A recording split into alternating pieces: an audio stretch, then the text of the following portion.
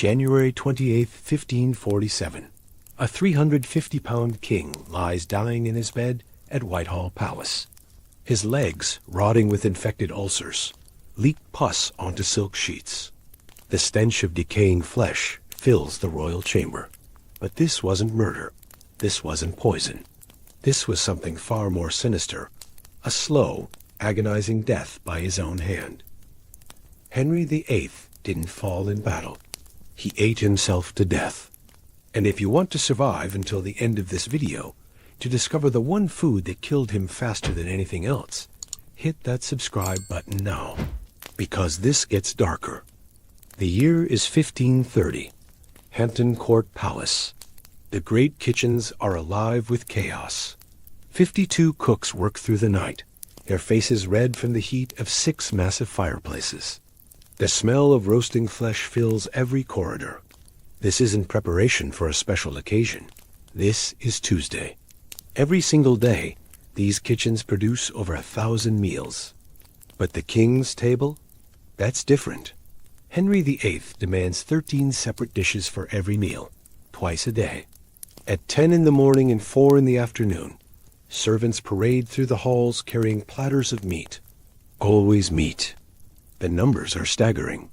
In a single year, Hampton Court alone consumes 1,240 oxen, 8,200 sheep, 2,300 deer, 760 calves, 1,870 pigs, 53 wild boars.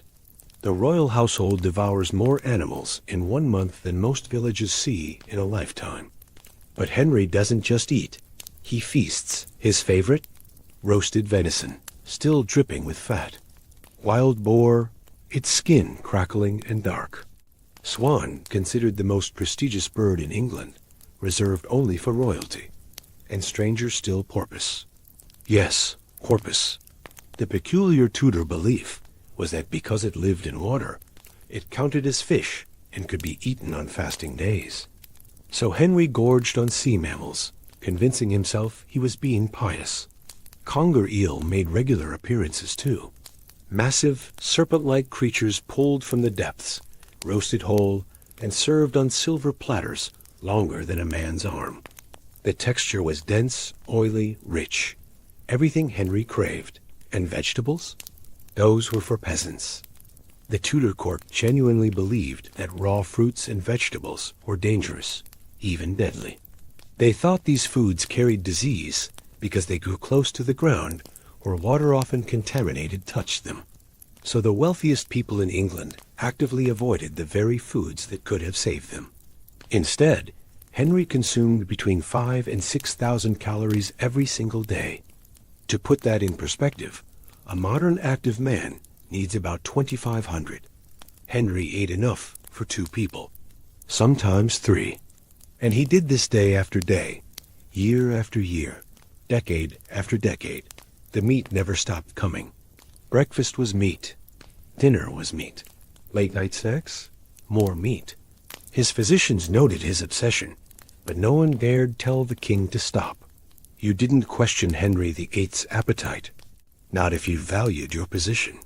Not if you valued your head. The servants whispered among themselves. They saw the king's waistline expanding. They saw him breathing heavier after climbing stairs. But the orders remained the same. 13 dishes. Every meal. Roasted, boiled, baked, stewed. The flesh of every creature in England, sacrificed to satisfy one man's endless hunger. And this was just the beginning, because meat was only part of his deadly menu. But if the meat was Henry's obsession, sugar was his poison. Picture this. A banquet table at Greenwich Palace, 1520. The main courses have been cleared away. Now comes the final act, the subtleties. Servants carry in sculptures made entirely of sugar. A perfect replica of Hampton Court. Every window and tower carved from sweetened paste. A life-sized ship with working sails, painted in edible gold. A menagerie of animals, lions, dragons, unicorns, all gleaming white and deadly sweet. These weren't just decorations. Henry ate them. The centerpiece of Tudor desserts was marchpane, what we call marzipan today. Ground almonds mixed with sugar and rosewater, then baked until firm and coated with even more sugar icing, sometimes covered in gold leaf, sometimes silver. Always sickeningly sweet. Henry loved it. He consumed it at every feast, sometimes ordering entire banquets dedicated to sugar sculptures alone. Then came the jellies. 20 different varieties at major banquets. Not the simple fruit jellies we know today. These were elaborate creations flavored with exotic spices brought from the Far East. Cinnamon, ginger, saffron, all suspended in clarified sugar syrup, mixed with isinglass, a gelatin made from fish bladders. They shimmered on silver plates like jewels, and Henry devoured them methodically, one after another. His drink of choice for dessert? Hippocras? A spiced wine so heavily sweetened that it was more syrup than alcohol. Cloves, nutmeg, cardamom, all swimming in honey and sugar, mixed with the finest Burgundy wine. He drank it by the goblet, sometimes 3 or 4, in one sitting. Sugar was still relatively rare in the early 1500s, making it a status symbol. The more sugar you consumed, the wealthier you appeared. And Henry wanted everyone to know he was the wealthiest man in England. So he ate sugar like it was going out of fashion, which, for him, it never did. But sugar takes its revenge slowly. By his 40s, Henry's teeth had begun to rot. Court records mention his blackened teeth, a common affliction among the sugar-loving nobility. The pain must have been constant, yet he kept eating, kept drinking those honey-thick wines, kept demanding more marchpane, more jellies, more of everything sweet. What Henry didn't know, what no one in Tudor England could have known, was that sugar was doing something far worse than rotting his teeth. Modern researchers have analyzed Tudor diets and discovered something shocking. It wasn't the massive meat consumption that made Henry obese. It was the sugar and the refined carbohydrates from white bread. The meat, while excessive, wasn't the primary villain. The real killer was sitting there, in those beautiful sugar sculptures, in those glittering jellies, in those goblets of Hippocras. Every sweet bite was slowly destroying him from the inside out, laying the groundwork for what would eventually become his metabolic nightmare. And he had no idea. While sugar rotted him from within, Henry was washing it all down with an ocean of alcohol. 10 pints of ale, every single day. That was Henry's personal consumption, not counting wine. 10 pints. To understand the scale, that's roughly 160 ounces of liquid bread, as ale was known in Tudor England. Because that's exactly what it was: thick, calorie-dense, barely filtered, and strong enough to blur the edges of reality. The numbers across his palaces tell an even darker story. Hampton Court alone went through 600,000 gallons of ale annually. Add to that 75,000 gallons of wine. This wasn't just for Henry. It was for his entire court of over 1,000 people. But the king always drank more than anyone else. It was expected. It was tradition. It was killing him. The wine cellars beneath Hampton Court were architectural marvels of excess. Massive vaulted chambers stretching into darkness, lined with barrels from France, Spain, Italy, and Germany. Security was so tight that the cellar required 2 separate keys held by 2 different officials. Both had to be present. Both had to turn their keys simultaneously just to open the doors. What lay behind those doors? Enough wine to drown in. Henry's late-night drinking sessions became legendary and concerning. Foreign ambassadors wrote letters back to their kings describing how Henry's mood would shift dramatically after hours of wine consumption. Jovial and generous at dinner, he'd become unpredictable and volatile by midnight. The alcohol loosened his tongue and darkened his temperament. Decisions made drunk often led to executions made sober. But here's what made it truly lethal. Henry wasn't just drinking socially. He was self-medicating. As his body began failing him, as pain crept into his daily existence, he turned to ale and wine for relief. One Spanish ambassador noted that the king seemed to be compensating for his sufferings through excessive eating and drinking. The more he hurt, the more he drank. The more he drank, the more calories flooded his system. Each pint of Tudor ale contained roughly 200 calories. 10 pints meant 2,000 calories from ale alone before he touched a single piece of meat or marchpane. Add the wine, add the hippocras, and Henry was consuming thousands of liquid calories daily while believing he was simply staying hydrated and maintaining his status as a generous host. The cruel mathematics were simple. His body was taking in massive amounts of energy through drink while his activity levels were high. But that equation was about to change catastrophically. And when it did, all those liquid calories would turn from fuel into fat, from indulgence into imprisonment. The ale kept flowing, the wine kept pouring, and Henry kept drinking, unaware that every goblet was another nail in his coffin. Soon, something would happen that would rob him of the one thing that had kept this excess from destroying him completely: his ability to move.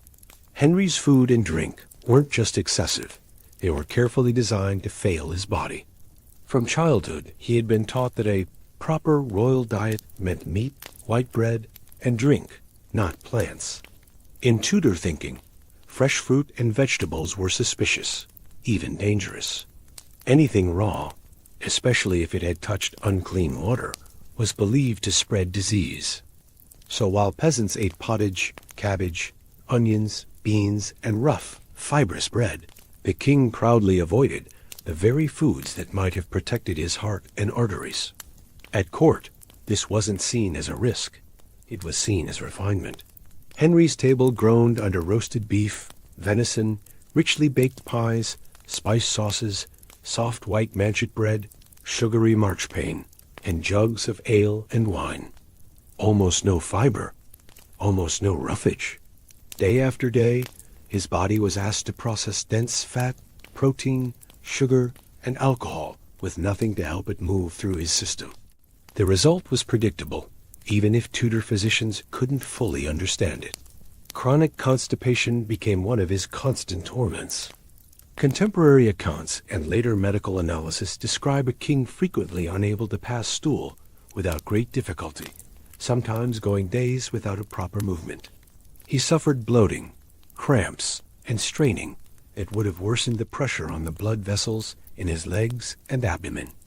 That same pressure, combined with his growing weight and long hours sitting in council, set the stage for something far worse: damaged blood flow in his lower body. Over time, the pattern hardened into a trap. The more uncomfortable he felt, the less he wanted to move. The less he moved, the slower his circulation became. The slower his circulation, the more likely it was that tiny injuries inside his blood vessels would fail to heal. What began as just constipation and heaviness after meals quietly pushed him toward vascular disease, the kind that later made his leg ulcers so stubborn and dangerous. Meanwhile, his physicians, working with the best knowledge of their time, didn't tell him to eat more greens or cut back on sugar. They often prescribed purgatives, enemas, and strange remedies to balance his humors, treating the symptoms rather than the cause. To them, meats signaled strength. Bread and wine signaled status. No one around Henry was prepared to say the unthinkable, that the king's glorious table was slowly sabotaging his organs. In a bitter twist, the poorest subjects in his realm, those forced to live on coarse grains and vegetables, often had more balanced diets than their monarch. Henry, surrounded by abundance, was quietly starving of the nutrients his body actually needed. His intestines, his blood vessels, his heart were all paying the price for a vision of royal luxury that confused excess with health. And then, in 1536, one catastrophic moment would take this already fragile system and push it over the edge, turning a dangerous lifestyle into a death sentence. January 24th, 1536. Greenwich Palace. The sky is gray, the air cold and sharp. In the tilt yard, Henry VIII prepares for another joust. At 44 years old, He's still competing, still proving himself. He's heavier than he was in his 20s. Yes, but he's the king. No one tells him to stop. No one suggests he's too old, too slow, too vulnerable. So he climbs onto his warhorse, servants straining to hoist him into the saddle. The full suit of armor alone weighs nearly 100 pounds. Beneath it, Henry is sweating. The opponent charges. Lances lower, hooves thunder across frozen ground. Then impact. The lance strikes Henry squarely. He's knocked backward, losing his grip, tilting in the saddle. For a moment, everything slows. Then he falls, armored, off balance, crashing toward the earth. And the horse, a 1,200-pound warhorse in full momentum, loses its footing and comes down directly on top of him. The crowd goes silent. Servants sprint across the tiltyard. They reach the king and find him motionless, trapped beneath the weight of the animal. It takes several men to pull the horse off. Henry doesn't respond. His eyes are closed, his breathing shallow. 2 hours pass. For 2 hours, Henry VIII lies unconscious. Courtiers panic. Messengers are dispatched. Plans are whispered in dark corridors about succession, about what happens if he doesn't wake up. Anne Boleyn, pregnant with their child, is told the news. The shock will later be blamed for her miscarriage days after. But Henry does wake up. When his eyes finally open, he's confused, disoriented, in pain. His head throbs. His left leg, the same leg that had an old injury from a jousting accident 9 years earlier, in 1527, is screaming in agony. That old wound, which had mostly healed, has been ripped open again by the crushing weight of the horse. Before this moment, Henry was active. Not as athletic as his youth, but still riding, still hunting, still dancing at court. He prided himself on being a warrior king, a sportsman, a man of action. This was part of his identity, woven into how he saw himself and how others saw him. After this moment, everything changed. The man who woke up in that tiltyard was different. Not just physically, though the damage to his leg would prove catastrophic, but something else shifted too. Ambassadors would later write that the king seemed greatly altered after the accident. His moods darkened. His patience shortened. Whether it was the head trauma, the constant pain, or the sudden realization of his own mortality, Henry was never quite the same. He didn't know it yet, but this fall had just sentenced him to a slow, agonizing decline. The active life that had kept his excessive diet from destroying him, gone, and his body was about to pay the price. Within weeks of the accident, it became clear that something was terribly wrong. The injury to Henry's left thigh refused to close. At first, his physicians thought it would heal as it had before, back in 1527, when the original wound eventually scarred over. But this time was different. The trauma from the horse crushing his leg had damaged something deeper, the veins themselves. What developed were varicose ulcers, open sores caused by poor blood circulation in his legs.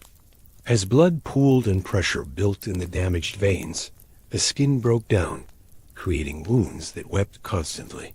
Clear fluid, then yellowish discharge, seeped through the bandages day and night. The ulcers weren't just on his left leg anymore. Soon, his right leg developed them too, and they never closed. For the remaining 11 years of his life, Henry VIII lived with open, weeping wounds on both legs. Physicians tried everything known to Tudor medicine. They applied poultices made from herbs. They used ointments containing ground pearls, supposedly healing compounds, even powdered unicorn horn, which was actually narwhal tusk, sold at extraordinary prices. Nothing worked. The ulcers would occasionally seem to improve, scabbing over slightly, giving false hope. Then they'd burst open again, sometimes without warning. When that happened, the pain was so intense that Henry would be bedridden for days, unable to stand the pressure of his own weight on his legs. But worse than the pain was the smell. Infected tissue produces a distinctive odor, sweet, rotten, unmistakable. As the ulcers became chronically infected, that smell followed Henry everywhere. Servants noticed it. Courtiers noticed it. Foreign ambassadors, in private letters, mentioned the stench emanating from the king's chambers. No amount of perfume or incense could fully mask it. His physicians had to drain the legs regularly. Using primitive instruments, they would relieve the built-up fluid and infected material, a process that must have been excruciating. There were no anesthetics, no antibiotics, no understanding of sterilization. Each draining risked introducing more infection, yet leaving the pressure to build was equally dangerous. The cycle became relentless. Infection, swelling, draining, brief relief, then infection again. Henry's legs were battlegrounds where his body fought itself, and his body was losing. Medical historians now believe Henry suffered from chronic venous insufficiency, a condition where damaged veins can't properly return blood from the legs to the heart. Combined with his increasing weight and immobility, this created the perfect environment for ulcers that would never heal. In modern times, compression therapy, antibiotics, and sometimes surgery can manage such wounds. In 1536, there was nothing. So the wounds stayed open, the infections kept returning, and the smell of decay became part of the royal presence. Henry's leg ulcers weren't just painful, they were humiliating. A constant, visible reminder that the mighty king was rotting while still alive. And soon, they would trap him in ways far worse than pain alone. The ulcers didn't just hurt, they imprisoned him. Before 1536, Henry's life had been defined by movement. He hunted for hours, riding through forests chasing deer and boar. He jousted in tournaments, competing against younger men and often winning. He danced at court banquets, spinning partners across the floor until dawn. He walked his gardens, inspected his ships, traveled between palaces. His physicality was part of his power. Now, standing was agony. Walking was nearly impossible.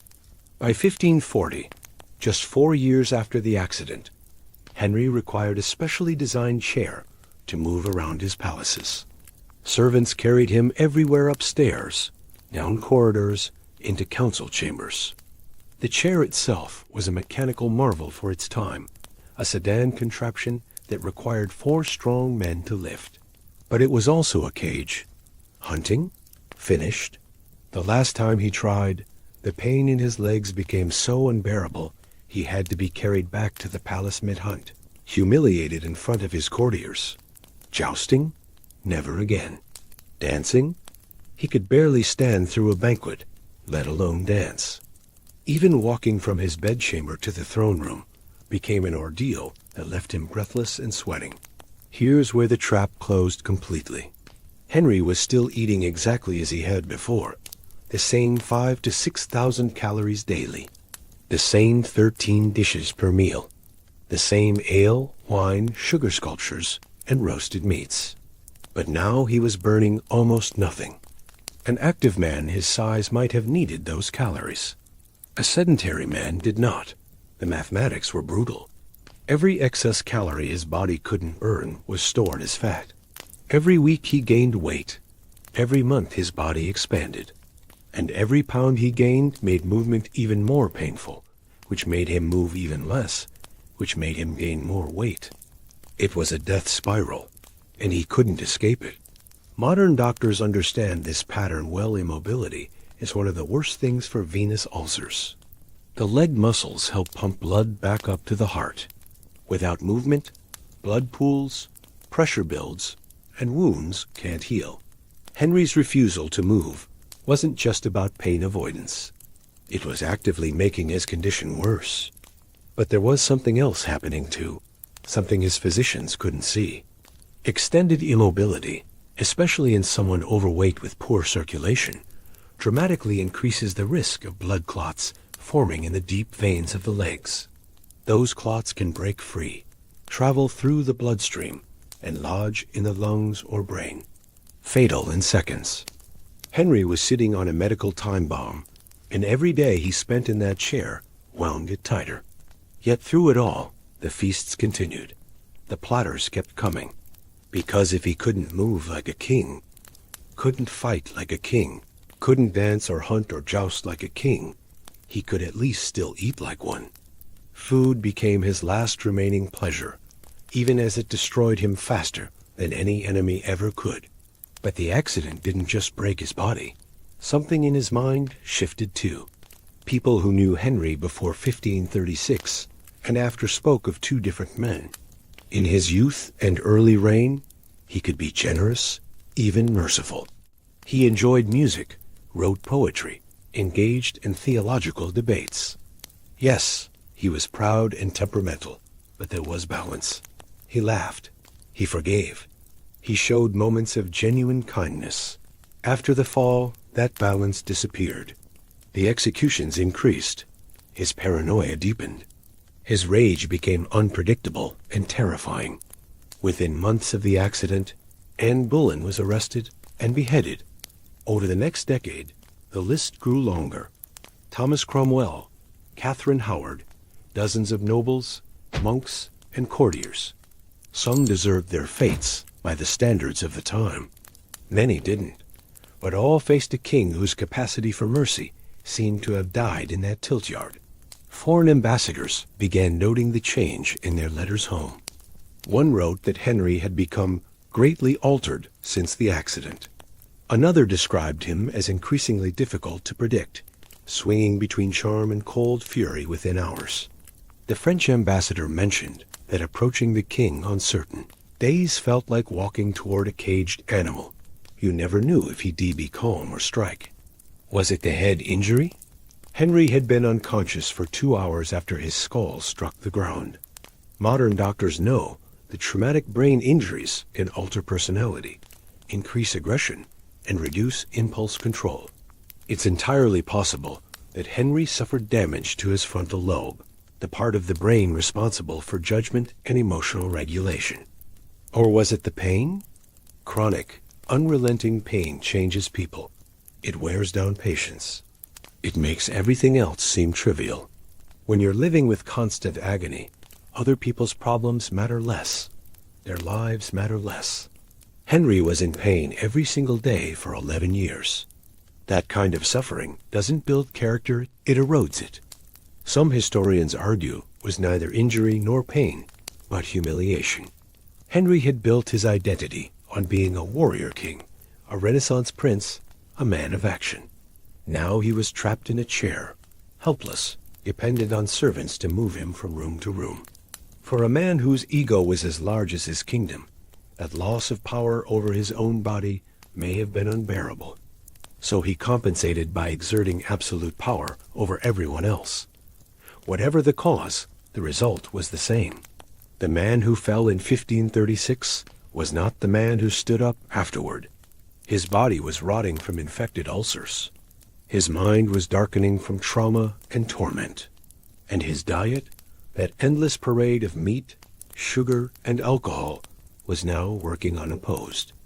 Without movement to burn it away, without physical outlet for his frustration, every meal was another step closer to complete collapse.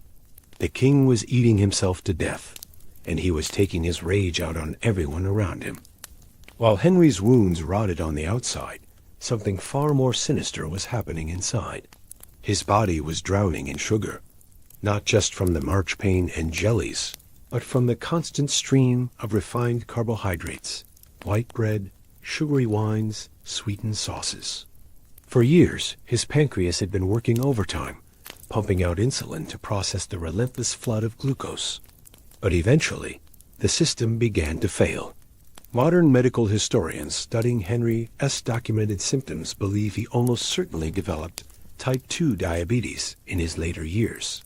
The signs were all there. Unquenchable thirst, documented by servants who noted his constant demands for drink.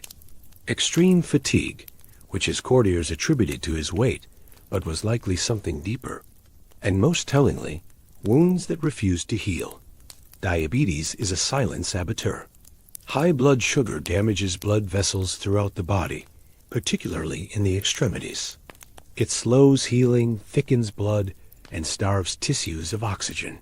For someone already suffering from venous ulcers, diabetes would have been catastrophic. Every time Henry's leg wounds showed signs of closing, his elevated blood sugar would undermine the healing process, keeping the wounds open and vulnerable to infection. But the damage wasn't limited to his legs. His waistline told its own story. In his 20s, Henry had a 32-inch waist.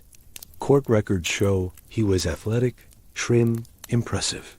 By 1540, tailors were measuring him at 52 inches.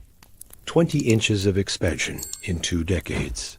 His doublets had to be redesigned every few months as his belly pushed outward, straining against fabric and leather. Portraits from his later years show the transformation starkly. His face, once sharp and handsome, became rounded and heavy. His neck thickened until it nearly disappeared into his shoulders. His body, once the envy of Europe, became something courtiers tried not to stare at. By the time of his death in 1547, Henry weighed approximately 350 pounds. For context, that's over 25 stone. Carrying that weight on a 6'2" frame was hard enough. Carrying it on legs riddled with infected ulcers was torture. The weight pressed down on those wounds constantly, preventing circulation, increasing pressure in already damaged veins. Every step, when he could still take them, was like walking on broken glass. Eventually, even standing became impossible. The flesh of his legs, crushed under his own mass, simply gave up trying to repair itself. His physicians had no concept of diabetes. They didn't understand insulin resistance or metabolic syndrome. They saw a fat king with bad legs and treated the symptoms with poultices and prayers. They never connected his diet to his deteriorating condition, because in their understanding, rich food was supposed to make you strong. Meat meant vitality. Sugar meant wealth and refinement. So Henry kept eating, kept gaining weight, kept pushing his body toward complete metabolic collapse. And his pancreas, exhausted from decades of abuse, slowly stopped being able to protect him from his own appetite. The sugar that had tasted so sweet was now pure poison in his veins. The weight crushing his legs was only part of the problem. Inside his chest, his heart was struggling to survive. Imagine trying to pump blood through a body that had nearly doubled in size. Henry's heart, which had once powered an athletic frame through hours of hunting and jousting, was now responsible for feeding 350 pounds of flesh. Every beat had to push blood through miles of additional vessels, through layers of fat, through damaged and narrowed arteries. His diet had been clogging those arteries for decades. The endless parade of fatty meats, the alcohol, the complete absence of anything that could have protected his cardiovascular system, it all added up. Modern analysis of Tudor royal diets suggests that someone eating as Henry did would have had catastrophically high cholesterol. His blood vessels would have been lined with plaque, narrowing the pathways, forcing his heart to work even harder to push blood through. High blood pressure was inevitable. Though Tudor physicians had no way to measure it, the signs were visible.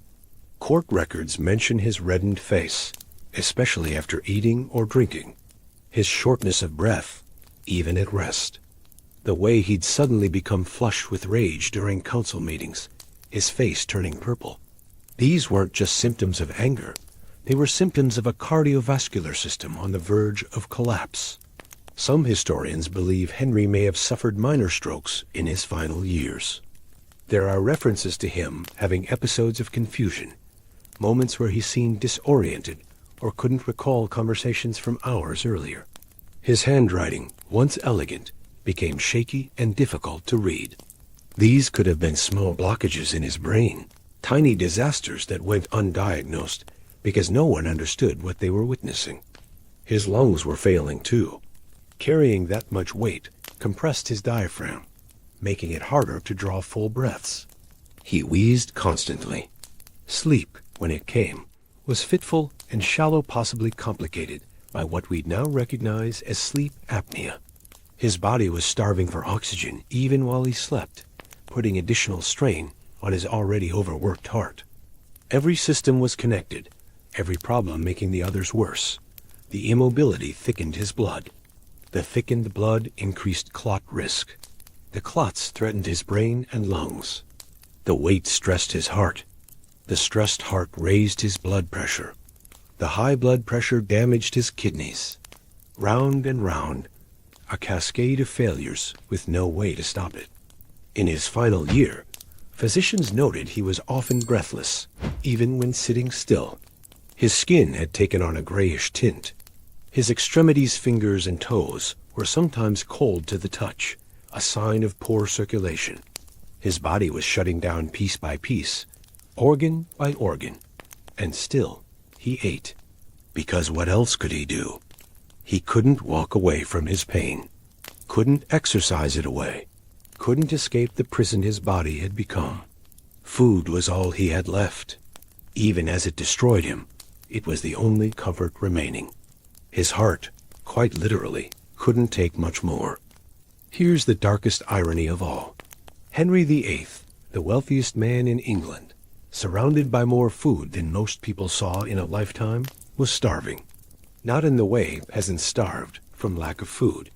Henry was starving from abundance.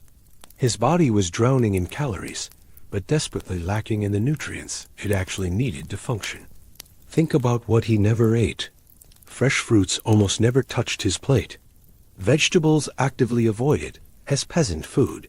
Leafy greens, root vegetables, legumes, anything fibrous or raw, considered beneath royal dignity or potentially dangerous. His diet was a nutritional wasteland, despite being a caloric excess. The consequences were severe. Without vitamin C from fresh produce, he risked scurvy. While full-blown scurvy was rare among the wealthy, subclinical deficiency would have weakened his blood vessels, made his gums bleed, and slowed wound healing even further. His ulcers, already struggling to close, were being sabotaged by a diet that couldn't provide the basic building blocks for tissue repair. His bones were probably weakening too. Despite consuming dairy and sauces and cheeses, the lack of vitamin D, which requires sunlight exposure combined with his increasing immobility, meant his skeleton was under siege. A man who once jousted and hunted was now at risk of fractures from simply shifting weight in his chair. His immune system, starved of the antioxidants and vitamins found in plants, couldn't fight infections effectively. This is why his leg ulcers became chronically infected, and why those infections kept returning. His body lacked the tools to mount a proper defense. Meanwhile, the poorest laborers in his kingdom were eating better than he was in many ways. Their rough brown bread contained far more fiber and nutrients than his refined white banchet. Their pottage a thick stew of oats, beans, onions, and whatever vegetables were available provided sustained energy and essential vitamins. Their occasional access to apples, cabbage, and root vegetables gave them compounds that protected their hearts and blood vessels. They were surviving on what Henry considered garbage, and they were, in many cases, healthier for it. Tudor physicians didn't understand nutrition in these terms. They worked with the theory of humors, balancing hot and cold, wet and dry. They believed meat was hot and strengthening, while vegetables were cold and weakening.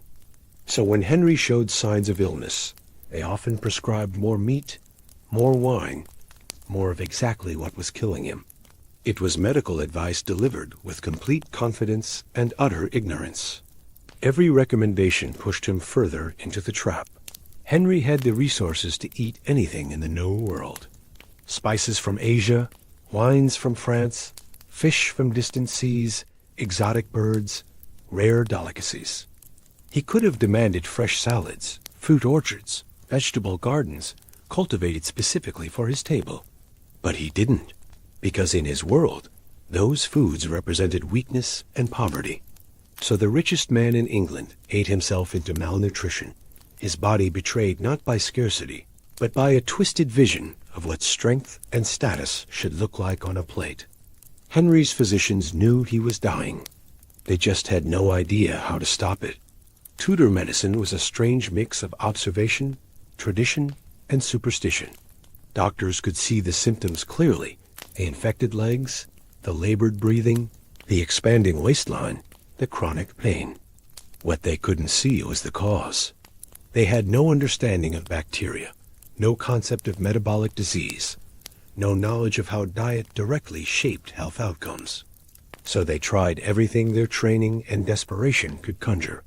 For the leg ulcers, they applied poultices made from crushed herbs, mixed with wine and oils. When those failed, they turned to stranger remedies. Ground pearls believed to have cooling properties. Powdered unicorn horn, actually narwhal tusk imported at astronomical cost, which was thought to draw out poison. They even applied mixtures containing gold, reasoning that such a precious metal must carry healing power. None of it worked.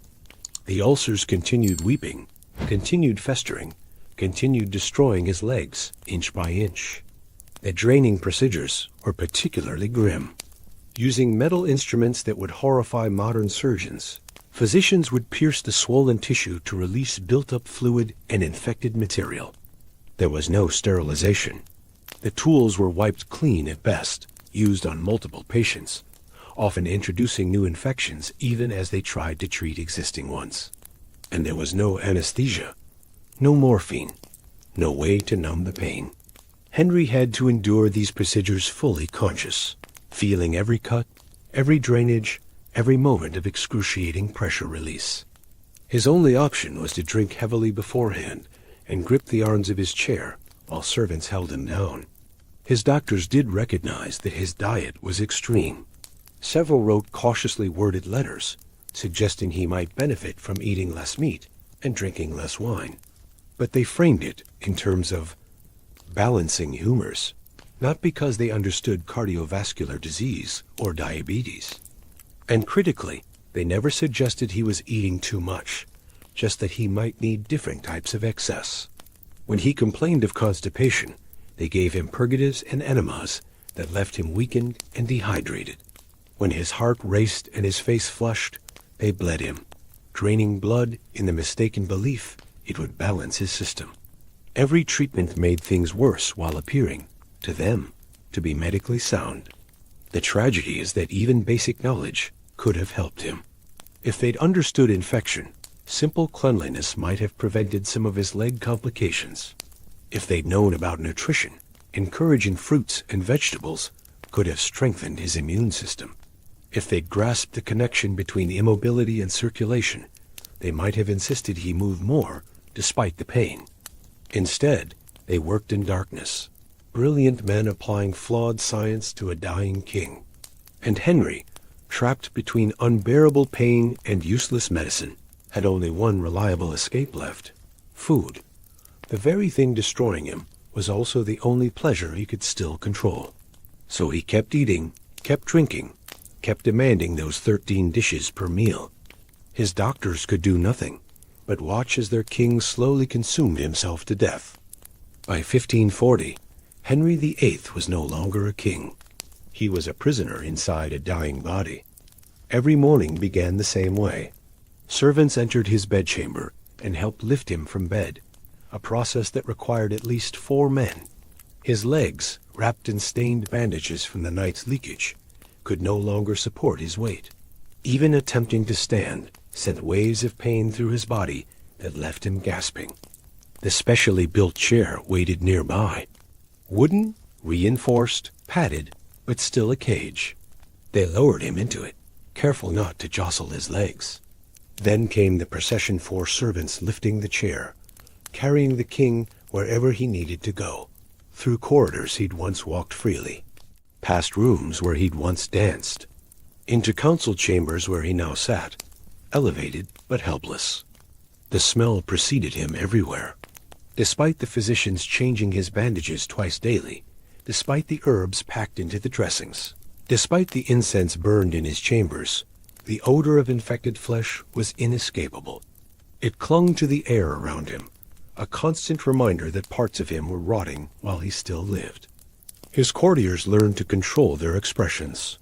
You didn't flinch when the king entered a room, even if the smell made your stomach turn. You didn't stare at his bandaged legs, now swollen to nearly twice their normal size. You didn't comment on how his face had become a mask of barely controlled agony. The infections came in cycles. Sometimes the ulcers would stabilize for a few weeks, giving hope. Henry would seem brighter, more engaged, almost like his old self. Then, without warning, one would burst open again. Fever would grip him. He'd be confined to bed for days, sometimes weeks, as his body fought battles it could no longer win. During these episodes, he became delirious.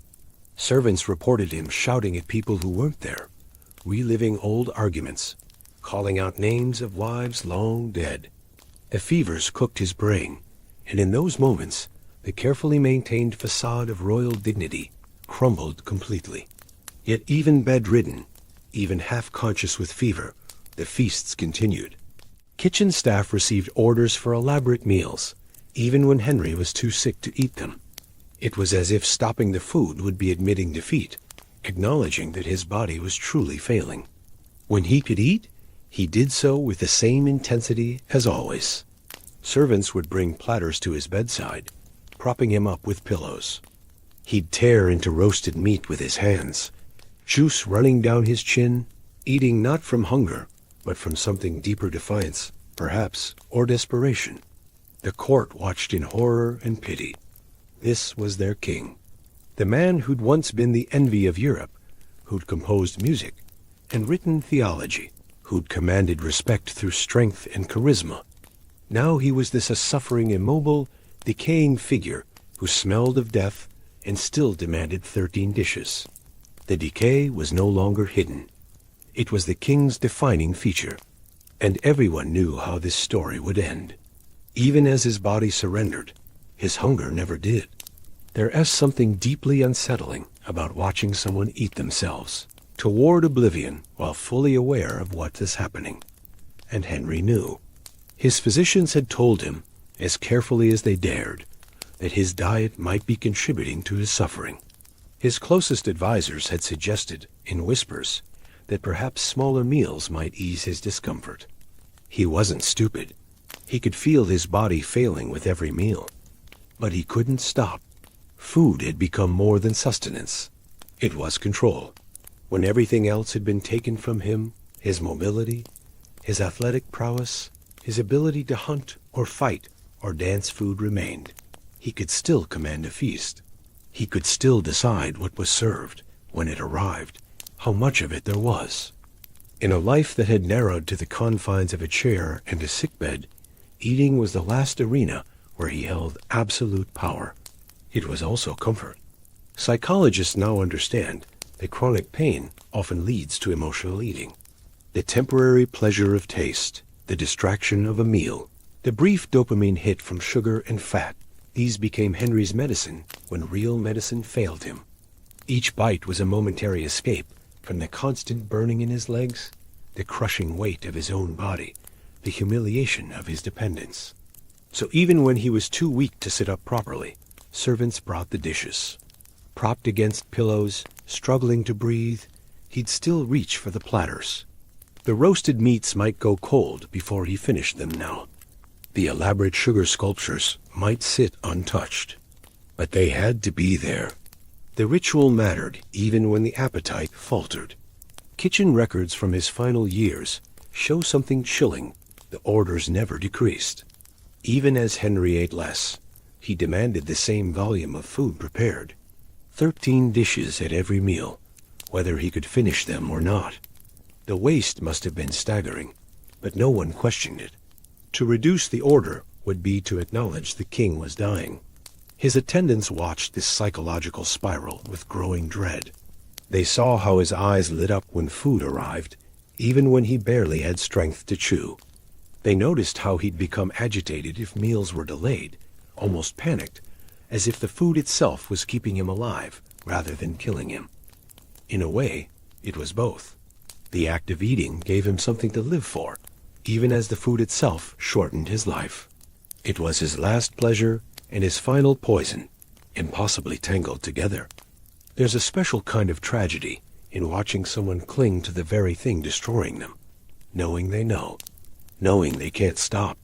knowing that beneath the royal robes and the crown and the power, there's just a man terrified of losing the last thing that still feels like living. And so the feasts continued, right up until the very end, in a palace that smelled of decay and rang with the king's labored breathing. The final days came in winter, cold and gray, fitting for what was about to unfold. By mid-January 1547, Henry knew. He'd survived infection after infection, crisis after crisis, but this time felt different. His breathing had become shallow, rattling. His skin, once flushed red from high blood pressure, had turned pale and waxy. He was 55 years old, but his body was ancient, worn down by decades of excess and 11 years of unhealed wounds. His physicians moved around him quietly, their faces grim. They'd done everything they could, everything their knowledge allowed. Now they could only wait and watch as the king's systems failed one by one. The leg ulcers had reached their final, terrible stage. Medical historians now believe that in those last days, a blood clot likely formed in one of his damaged leg veins. After years of poor circulation, immobility, and chronic infection, his blood had become thick and slow. A clot breaking free from his leg could have traveled upward through his veins, reaching his lungs or heart within seconds. A pulmonary embolism, silent, swift, fatal.